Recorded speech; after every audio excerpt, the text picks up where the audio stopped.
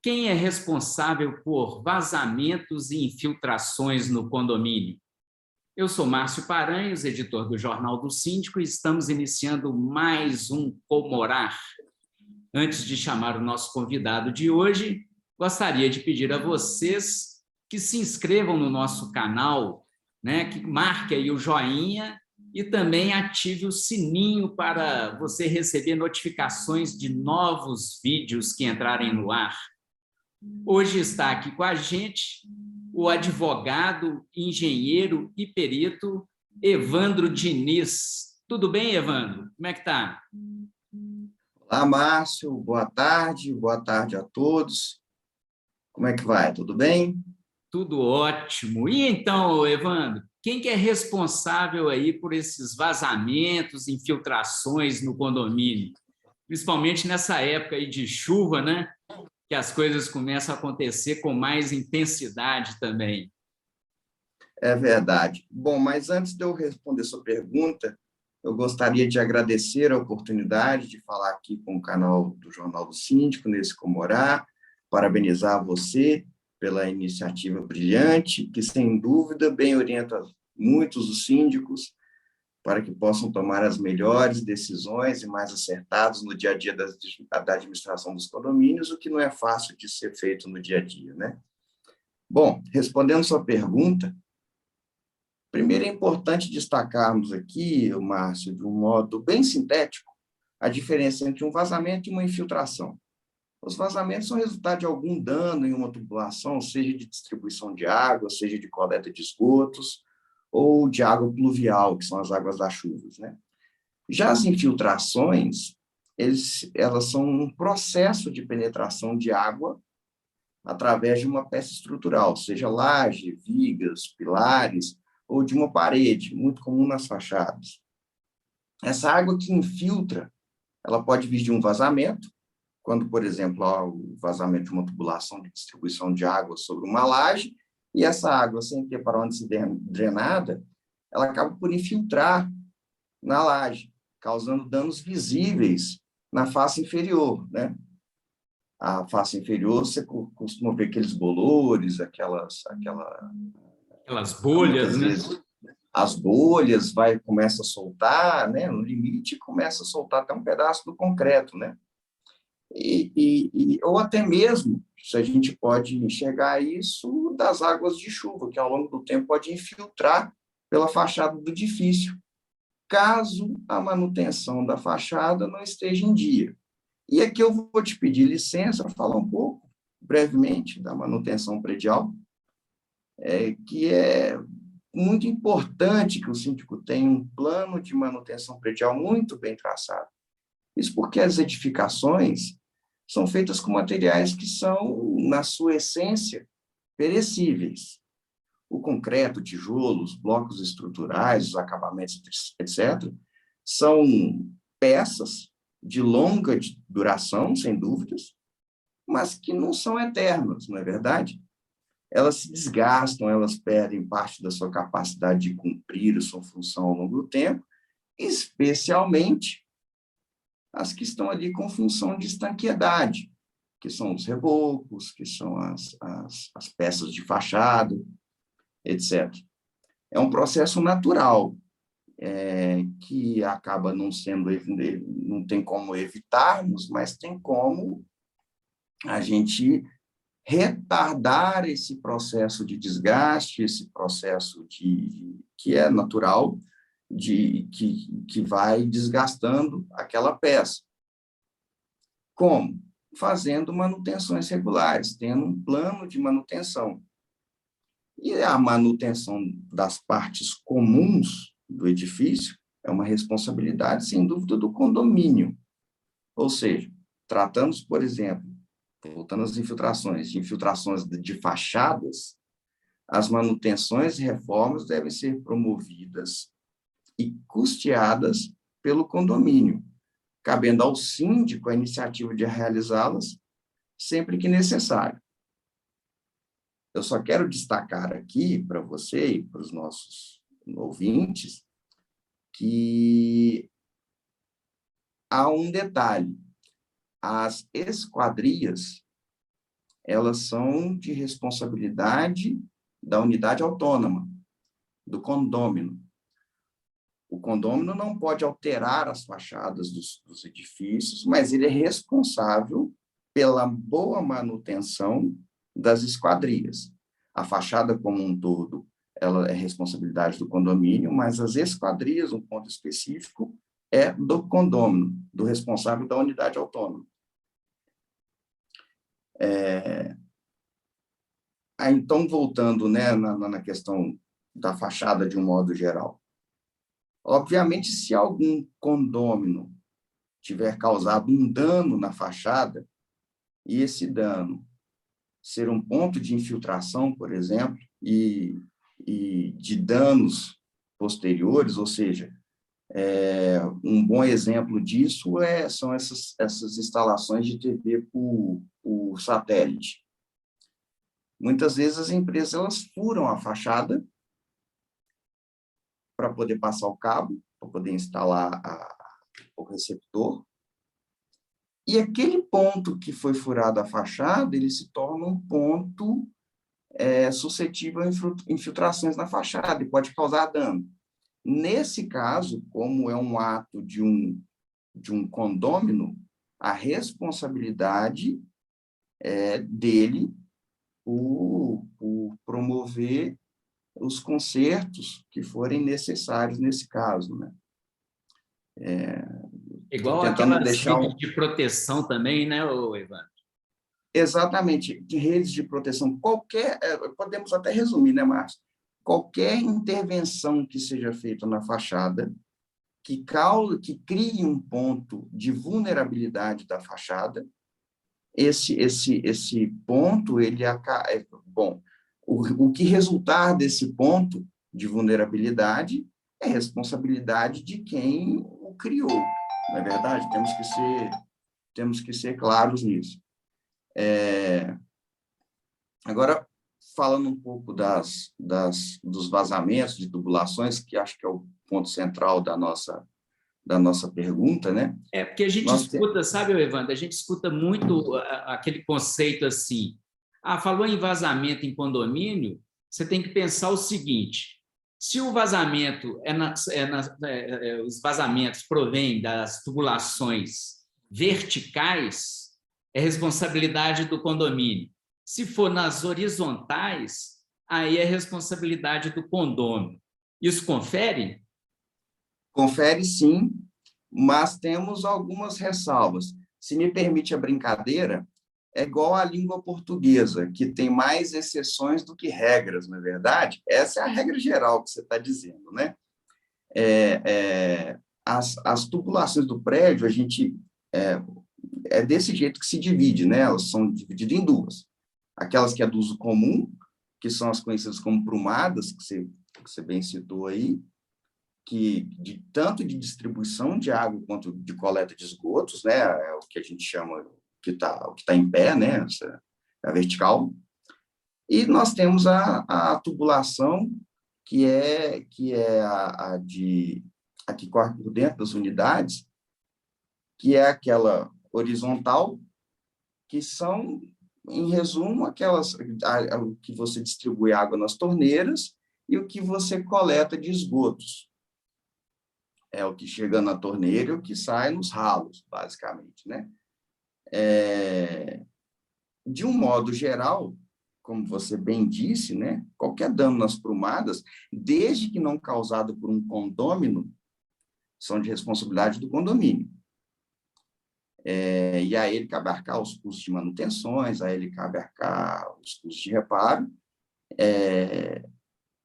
Contudo, vamos pensar num exemplo hipotético, que tem lá um shaft, o shaft é onde passam as tubulações, né, de distribuição e coleta de água, e vamos supor que um morador, que um proprietário ou um inquilino, ele queira colocar um apoiador de sabonete bem ali no shaft. Ele não deveria fazer isso, mas vamos supor que ele queira.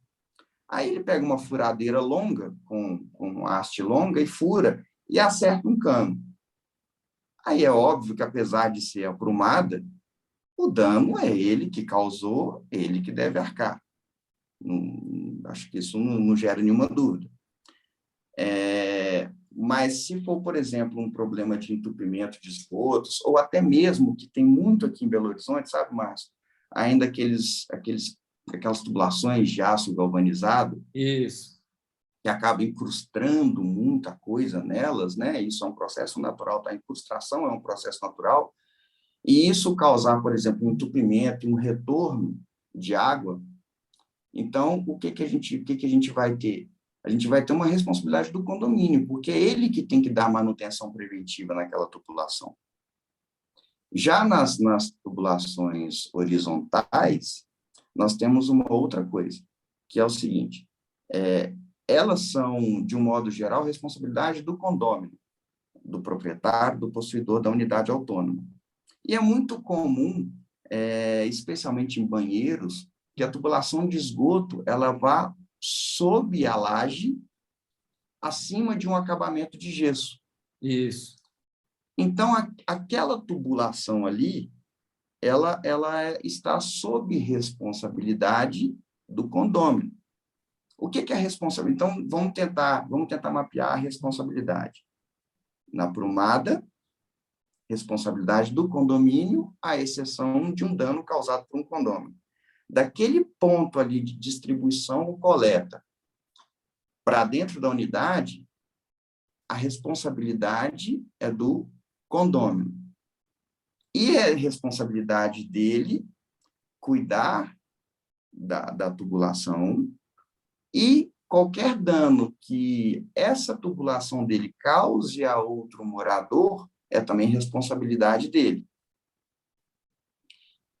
Consegui deixar clara essa resposta? Para mim ficou claro. O que a gente vê, sabe, Evandro?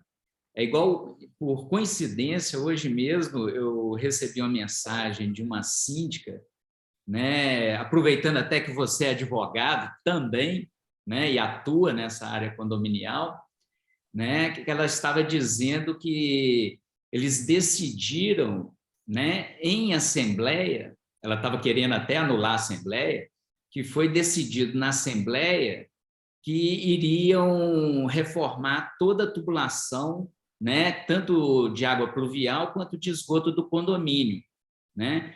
Mas que a responsabilidade seria toda dos moradores, de cada morador, tanto na execução, o que eu entendi, né, tanto na execução, né, do serviço, o que eu entendi das prumadas, quanto aquele serviço ali dentro da unidade. Então, assim, pelo que a gente está conversando aqui, eu acho que tem que separar as coisas, não seriam?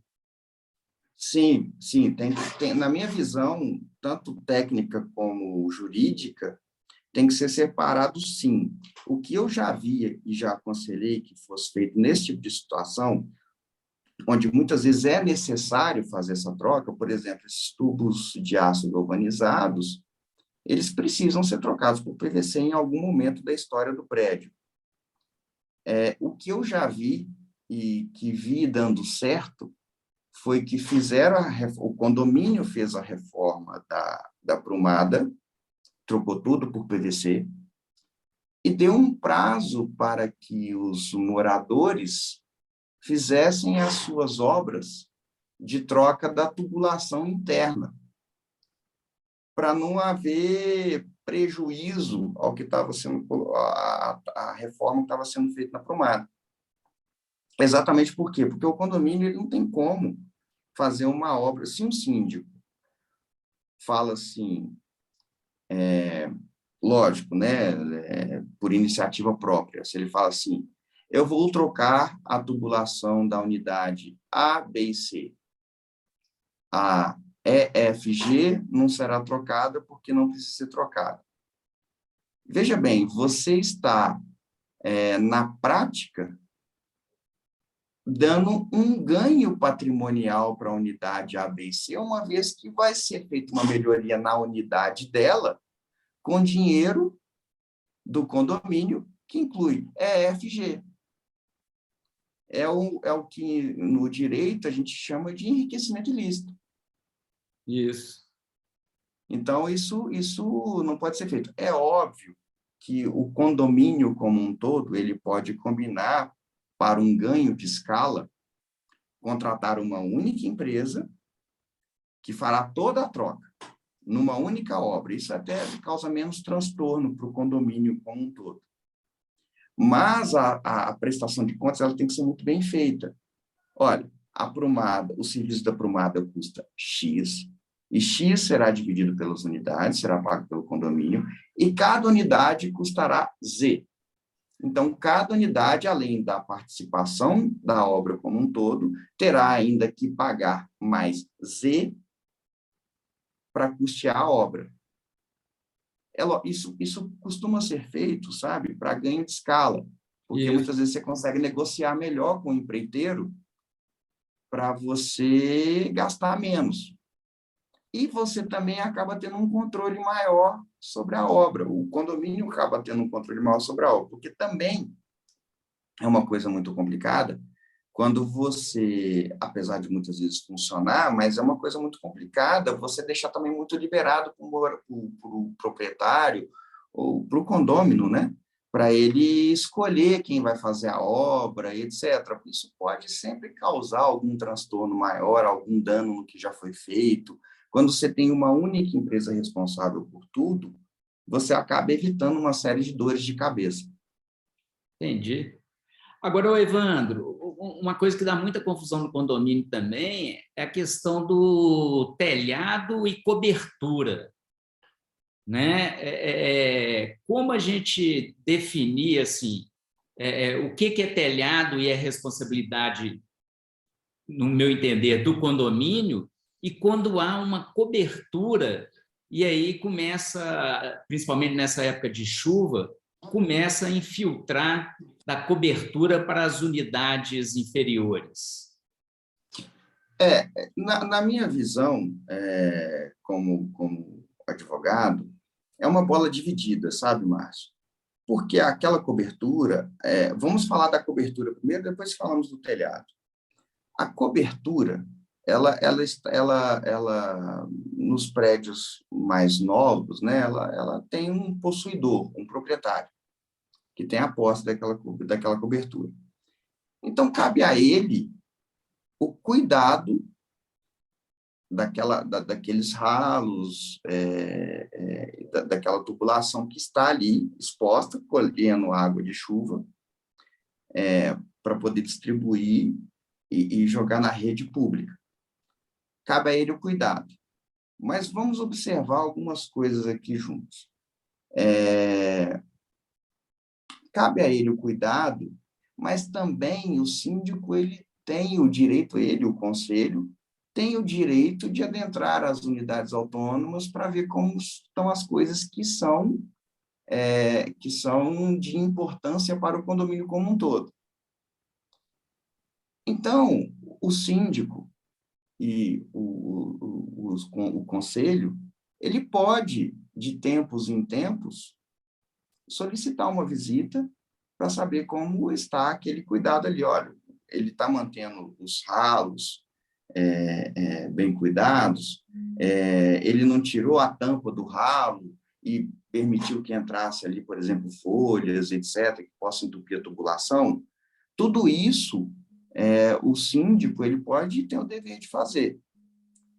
É lógico que o uso da cobertura é de quem é o possuidor, mas como há essa interação com o sistema que é do condomínio, o síndico ele tem o dever, o direito e o dever de cuidar daquilo, de tempos em tempos pedir para fazer uma vistoria, nas vistorias, nas inspeções prediais, o engenheiro que for fazer a inspeção predial, ele tem que ir na cobertura, ele tem que ver como é que está essa manutenção, e ele alerta no laudo, olha, se estiver ruim, ele tem que alertar no laudo e dizer, olha, é necessário que sejam trocadas as tampas, é necessário que se promova uma limpeza.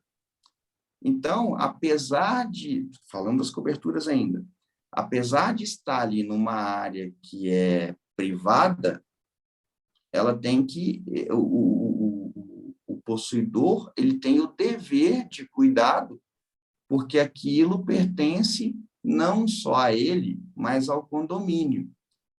Então, ele não é como uma parede, que ele prega qualquer prego, que ele desmonta e remonta, pinta de verde, pinta de amarelo. Não, ele tem um dever de cuidado. E se me permitir até exagerar um pouco, e ser um pouco clichê, Márcio, a nossa Constituição Federal ela fala que toda propriedade privada tem um fim social. Isso. Então, quer dizer, a gente pode até exagerar, isso nunca é necessário num processo legal, né, desses casos, né, mas poderíamos até exagerar que é um dever constitucional do possuidor, do proprietário daquela cobertura, de cuidar e zelar desses ralos, porque é uma tubulação que não pertence a ele, única e exclusivamente, mas ao condomínio como um todo. Então, ele tem o dever de zelar e de cuidar, e uma vez ele zelando e cuidando, e ainda tendo um problema que exige alguma manutenção, aí sim a responsabilidade do condomínio. Agora, se ele faz, por exemplo, uma obra Entope o ralo. e lança lá concreto, argamassa, papelão e etc., ora, ele tem o dever de sanar o dano que ele causou. É uma bola dividida, mas é uma bola dividida que dá muito para a gente saber quem que chutou a canela do outro, sabe? Parafraseando aí as faltas do futebol, né? Não sou muito do futebol, não, mas parafraseando o futebol, dá sempre para saber quem foi que cometeu a falta. E com relação aos telhados? Ah, sim, os telhados. Veja bem, os telhados, eles são, sem dúvida, uma responsabilidade do condomínio. O telhado do edifício. Por quê? Porque ele tem todo um sistema de drenagem que, se o telhado for de duas águas para fora, você tem as calhas correndo por fora, que colhem a água pluvial, jogam numa tubulação e distribuem para o sistema municipal de coleta de águas. Se for de duas águas jogando para o centro, a mesma coisa. A responsabilidade do telhado do condomínio é do condomínio. Inclusive, se o telhado tiver algum problema, por exemplo, telhas quebradas, calhas entupidas, calhas sujas, ou até mesmo uma falta de calha, que, por incrível que pareça, eu já encarei numa vistoria predial, não tinha calha no prédio, e isso causar uma infiltração numa laje que dê para dentro de uma unidade autônoma, essa responsabilidade por consertar o telhado, por instalar calhas, ou por dar manutenção nas calhas e consertar o dano que foi causado na unidade autônoma, é sem dúvida do condomínio. Outra coisa para a gente terminar, Evandro, aquelas questões de... não é bem infiltração, mas existem alguns condomínios, né, nas tubulações, principalmente relacionadas às unidades inferiores ou térreas, que dão aqueles retornos, né? Essa questão desse retorno, né, desse ou esgoto ou água que retorna e acaba alagando até, em muitos casos, a unidade térrea. De quem que seria a responsabilidade aí? Nesses casos, Márcio, é interessante sempre se fazer uma investigação técnica, né, que inclui alguém ir lá em loco e muitas vezes estudar o projeto hidráulico, porque pode ser desde o entupimento até uma caixa com volume pequeno, que não suporta a vazão, ou de uma tubulação que está subdimensionada. Vou te dar um exemplo prático que, por incrível que pareça, aconteceu essa semana. Uma colega minha de escritório chegou lá com os cabelos em pé, me perguntando assim: Evandro, eu estou lá com um problema que está retornando muita água no meu apartamento e eu estou no primeiro andar, acima do pelotis, e está voltando água. Aí eu falei assim, bom, temos que investigar, vamos ver o que aconteceu. Aí assim, foi uma consulta rápida que ela fez, eu não fui ao prédio, eu não sou engenheiro do prédio, nada disso, mas o pouco que vi nos projetos, fiquei com a impressão de um subdimensionamento da caixa, achei ela muito pequena, e a tubulação de esgoto que chega também é muito pequena. Assim, de um modo geral, é lógico que isso tem que ser dimensionado, existe um projeto hidráulico para isso, mas a gente sempre chega num diâmetro nominal de 100 de 100 milímetros de esgotos. E o prédio dela, ele estava com 0,75 desde o último andar até o primeiro. Normalmente você faz um escalonamento, você põe 0,75 até um certo ponto, e na hora que aumenta o volume, você passa por uma tubulação de 100, deságua na caixa, e a caixa deságua no sistema público de coleta de esgotos. No caso dela, se observa, ela até me mandou fotos disso, e eu estou usando aqui como exemplo que eu acho que é bom para ilustrar, sabe, Márcio? Sempre saindo água pela caixa de esgotos, sempre sabendo a água de esgoto mesmo, saindo pela caixa. Bom, ou tem um entupimento, eu não abri a caixa para olhar, não fui no prédio dela, mas ou tem um entupimento na caixa de saída, perdão, na tubulação de saída para o sistema público, ou a caixa está muito pequena. Vendo os projetos, me deu muita impressão, porque são 12 apartamentos, e está muito pequena a caixa. Pequena. Muito pequena, ela é visivelmente pequena. Então, me deu assim, uma primeira impressão, eu não dimensionei, mas me deu uma primeira impressão de que aquela caixa ela está subdimensionada, assim como a tubulação. E veja, o problema da tubulação estar subdimensionada é que está levando, na minha visão, nessa primeira análise que fiz, que está levando água até o apartamento dela, que é mais alto.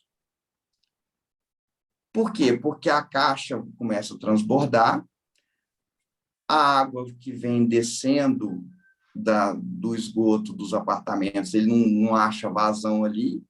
E vai empurrando. Ele vai empurrando para cima. É como se fosse um rio, um córrego que chega num rio. Na hora que chega, se o rio está muito cheio, você tem um remanso. É a mesma história, é o mesmo fenômeno hidráulico do remanso. A água volta. E como está saindo água também na caixa, para mim ficou muito claro que aquela caixa ela está subdimensionada. Então, Não, pode continuar. Então, são 3 coisas que têm que ser verificadas. O projeto, né, o dimensionamento dos tubos, tanto o que chega na caixa quanto o que sai da caixa para o sistema público, o volume da caixa, e você tem que verificar, obviamente, se não tem nenhum tipo de entupimento. Ou, lembra que a gente falou um pouco antes, né, da tubulação de aço galvanizado, que tem incrustação de coisas, pode ser uma incrustação também. No caso dela, como já é PVC, e não foi identificado um entupimento, a única explicação que sobrou foi da caixa d'água. Perdão, da caixa de esgotos que está subdimensionada. Agora, se me permite avançar um pouco mais na sua pergunta, Márcio, nesse problema que estamos aqui ilustrando, que responde à sua pergunta aí sobre as áreas privativas, né, isso acontece muito em área privativa, no caso do prédio dela, como essa caixa está enterrada no solo diretamente, esse transbordo de esgotos, ele está, com toda certeza, penetrando dentro daquela terra que está ali compactada. E isso pode causar abertura de buracos na terra que está ali compactada, porque ele vai lavando, vai reagindo, quimicamente vai lavando os finos do terreno, vai causando o que as pessoas chamam popularmente de brocas, né, ou vossorocas, pequenas vossorocas, e isso pode até afetar a estrutura do prédio no limite. Eu já fiz uma recuperação estrutural de um prédio que passou exatamente por esse problema. as caixas estavam vazando, foi lavando os finos, foi reagindo, a água de esgoto, que é cheia de matéria orgânica, foi reagindo com aqueles finos, foi lavando os finos, porque a água ela sempre escoa pelo terreno, e foi criando as tais ossorocas, e tivemos que fazer um reforço estrutural no prédio em função disso.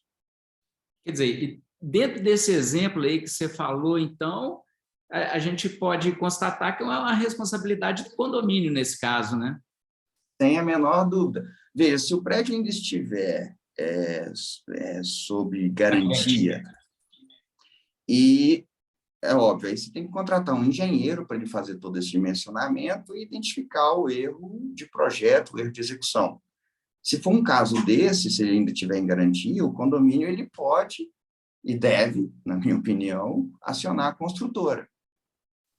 Mas se já venceu a garantia, se isso já tem muito tempo, ou até se essas caixas já foram reformadas e na reforma colocaram caixas menores, aí a responsabilidade recai sobre o condomínio, sem a menor dúvida. Maravilha! Este foi Evandro Diniz, engenheiro perito e advogado condominial também. Evandro, muito obrigado aí por suas explicações aqui no Comorar. Eu que agradeço, Márcio, mais uma vez a oportunidade, e sou um fã do Comorar e do Jornal do Síndico já há muitos anos. Maravilha! E você aí, se você gostou deste assunto, né, dê um like aí no vídeo aí, né, aproveita também, compartilhe para que mais pessoas possam, né, saber mais sobre este assunto e tirar as dúvidas relacionadas a questões de infiltrações e vazamentos.